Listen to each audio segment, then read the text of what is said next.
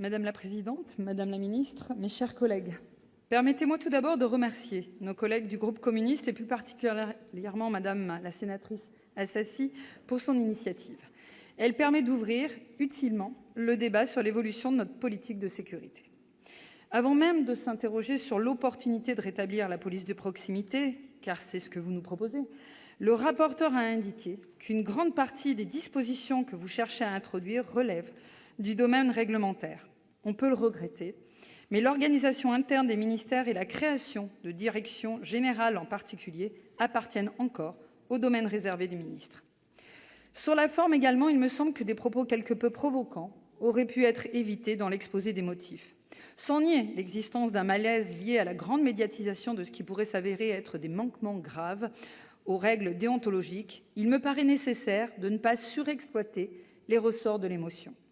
Je crois au contraire que la réintroduction de proximité dans notre stratégie de sécurité, ce que certains appellent la territorialisation et d'autres la coproduction de sécurité, d'ailleurs cette polysémie est le nœud du problème, devrait être abordée de manière moins idéologique, à l'aune des retours d'expérience dont nous disposons. On peut éventuellement être d'accord avec vous lorsque vous constatez que la répression a été privilégiée à la prévention depuis 2003. Mais il est important, concomitamment, d'affirmer avec force qu'il nous faut faire les deux. Il n'y a point d'État sans répression. Nous refusons de rentrer dans une logique de décrédibilisation de la police dans son ensemble. On ne peut pas, par exemple, vous laisser insinuer que l'élargissement du régime d'usage des armes à feu par les policiers laisserait craindre une recrudescence des violences policières. La police est respectable. Elle est et doit être respectée. Elle a d'ailleurs l'appui des Français qui ont spontanément exprimé leur soutien à l'ensemble des forces de l'ordre à la suite des attentats. Vous n'ignorez pas, la police a pour mission de garantir l'expression sereine de nos libertés publiques. J'ajouterai qu'elle est le visage même du modèle républicain. C'est d'ailleurs ce qui peut expliquer l'échec de la police de proximité telle qu'elle avait pu être mise en place en son temps par le gouvernement Jospin. Il y a en effet un obstacle culturel à ne pas sous-estimer ce qu'exprime très clairement le criminologue Alain Bauer, et je le cite, « En France, la police est au cœur du pouvoir régalien et unitaire du pays.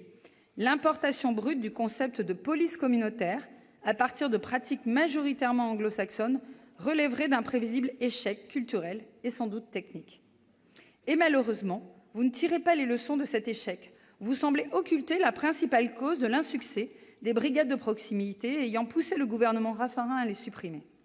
Les tâtonnements des gouvernements suivants ne sont pas plus satisfaisants. Unité territoriale de quartier, les fameuses UTEC en 2008, puis les brigades spécialisées de terrain, les BST en 2010, aujourd'hui décriées. Cette instabilité nuit au travail des forces de l'ordre sur le terrain. Nous devons à présent chercher à nous accorder sur un format stable de brigades capables d'intervenir sur l'ensemble du territoire, sans crainte de déclencher des heurts disproportionnés. Leur maillage ne doit comporter aucune zone d'ombre.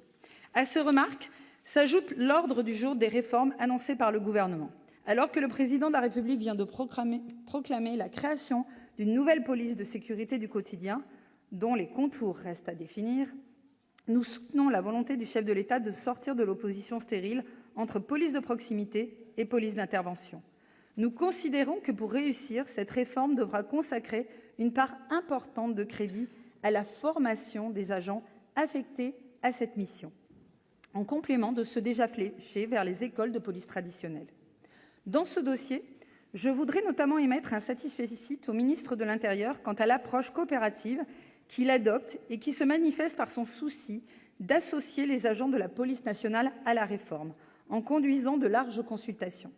Cela devrait lui permettre de limiter les effets de résistance au changement qui condamnent parfois définitivement la mise en œuvre de réformes. Sa décision de transmettre au rapporteur et au président Bas l'étude conduite par l'Inspection générale de l'administration et l'Inspection générale de police nationale à la veille de la suppression de la police de proximité est également extrêmement prometteuse en vue de nos discussions futures. Il est souvent très difficile aux parlementaires d'accéder à de tels travaux réalisés par l'administration, pourtant utiles pour nourrir notre réflexion. Elle nous permet d'aborder la question du rétablissement de cette police avec une vision exhaustive et moins caricaturale. Alors, en conclusion, vous comprendrez aisément les raisons qui poussent le groupe RDSE à rejeter, madame la sénatrice, votre proposition dans l'attente de la discussion du projet du Gouvernement. Merci. Merci, cher collègue.